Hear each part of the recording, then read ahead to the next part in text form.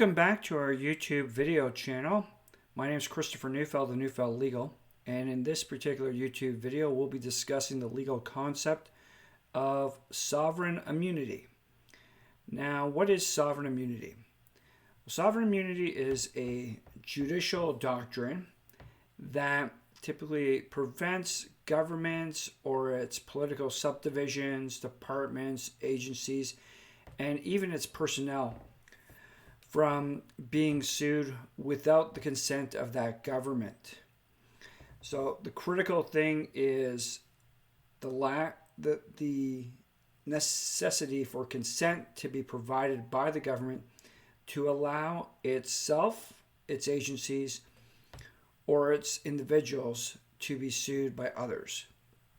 Now, this principle stems from an ancient English principle wherein the monarch, otherwise known as the sovereign, can do no wrong.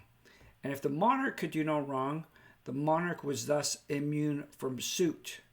Hence the terminology sovereign immunity. So if we're going to look at this, we're going to say, okay, if I have sovereign immunity, well, if a particular state, a particular country has sovereign immunity, it cannot be brought before courts, whether for civil suits or criminal prosecutions. So, what does this relate to? It means it cannot be sued, and if it were a party, it is immune from enforcement of any suit, because what might well happen is lawyers bring lawsuits and name a multitude of individuals. And the individuals, persons, companies, countries, a whole range of parties. And very often, because of the principle of sovereign immunity, and because these countries and their governments don't want to get into a squabble and don't believe they should be, they don't even defend themselves in the suit. They don't appear. So they operate in absentia, and in so doing, technically, under the legal procedure, they are found, one can be found guilty in absentia because you don't defend yourself. So because of that partial principle also, the countries around the world recognize that simply because you do not appear, because you do not give credence to every claim that is brought against yourself as a country, as a government, you are not subject to being found guilty and being sued. Hence, they look to the aspect of sovereign immunity. So the fact that sovereign immunity exists does not mean it cannot be waived. Governments and states do waive it. The waiving of it is in very specific, very limited circumstances where it is deemed appropriate by the government to waive it.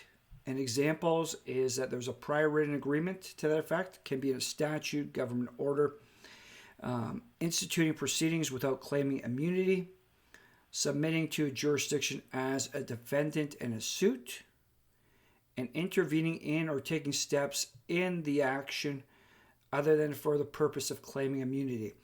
In those instances, it is arguable that there is a waiver of sovereign immunity and the legal action can proceed against that state or government.